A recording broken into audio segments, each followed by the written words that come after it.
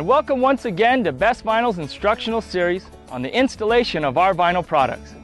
I'm Brandon Jensen, and if you were with us before, you helped us with the installation of our posts on our project. And today, we're ready for the finish.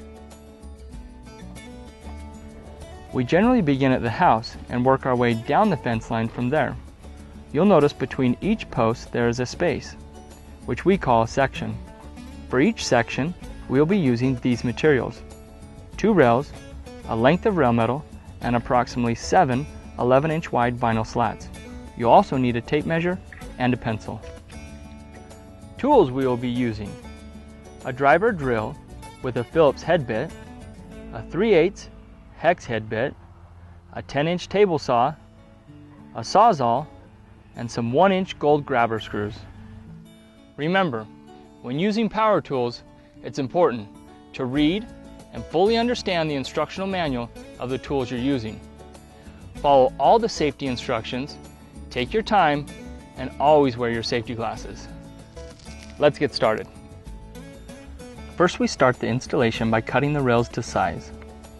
A good method for this is to hold the end of the rail against the post on your left, and with a pencil, make a mark at the outside edge of the post on your right. Remember, you've got a little space in the post to work with, but it is always good to mark your cut within 1 inch of the outside edge of the right post. Repeat this procedure for the top rail. Slide your rail metal in the middle slot of the rail. If you have a shorter section, you'll need to cut it to fit. Now let's take a moment to discuss the blades that you'll need for your power tools. Whether using a sawzall or a table saw, for vinyl products, it is always best to use a fine-tooth blade. To simplify, a blade with as many teeth as possible. The more teeth, the less likely you are to chip your product. Now if you look at our table saw blade, you'll see that it doesn't have any teeth. We found for maximum material and human safety, this 10-inch metal saw blade is superior. So your rail has been sized to the opening, and the metal is inside. Let's start building our section. Slide one end of the rail into the bottom route of the left post. Slide the other end of the rail into the right post, halfway. Take your driver with a Phillips head bit and secure your rail in place using the 1-inch gold grabber screws. You'll notice the slats are a simple tongue and groove system. Begin at the right, putting the groove against the post. Slip the panel into the pocket of the bottom rail. Repeat the process until you no longer have room for a full panel.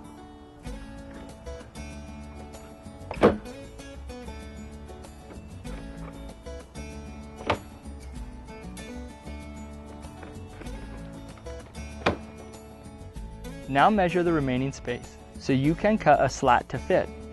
Be sure to take your measurement from the post to the shoulder of the tongue. Let's take this measurement to the table saw and cut our last slat for this section. Adjust the table saw to the right measurement. It's always good to double check with the tape measure. And remember, start with groove against post and cut with groove against the table saw fence. Now fire it up.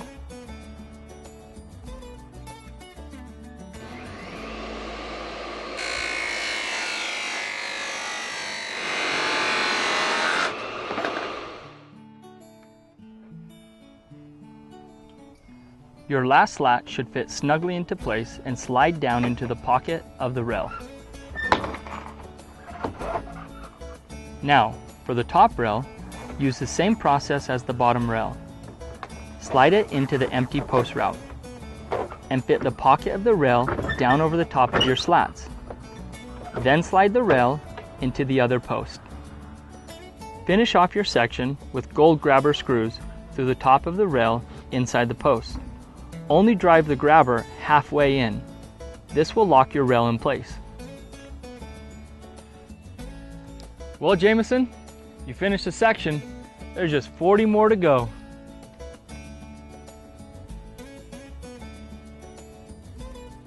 Remember the leftover piece of slat from the table saw? Use it to start your next section. This will minimize waste and ensure you have enough slats to finish the job.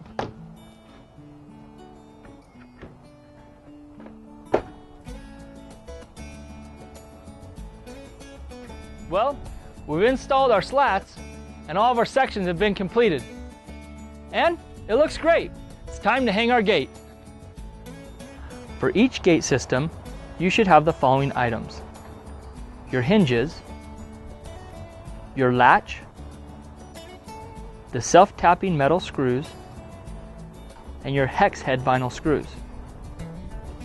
For our tools, we will need our driver drill with a 3/8" hex drive bit and an adjustable wrench.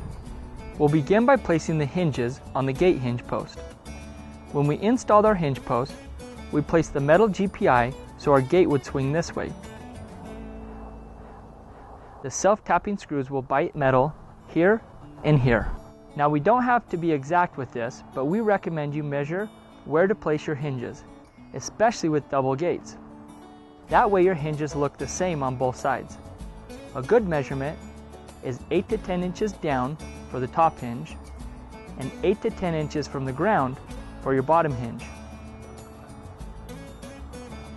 And then attach your hinges.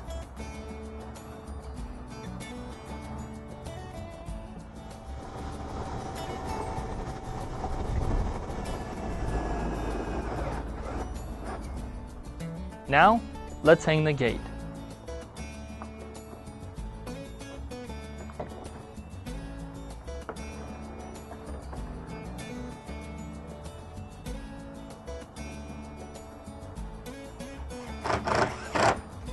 When this is completed, you should have about an inch space here and here, and your gate should line up across the top here and here.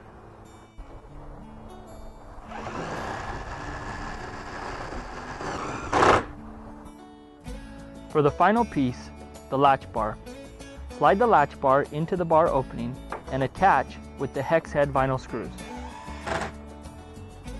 Well, there it is, our new vinyl fence. We've installed the posts, the fence is straight, and we completed it with our slats and rails. It all came together, topped off with our 5-inch pyramid cap.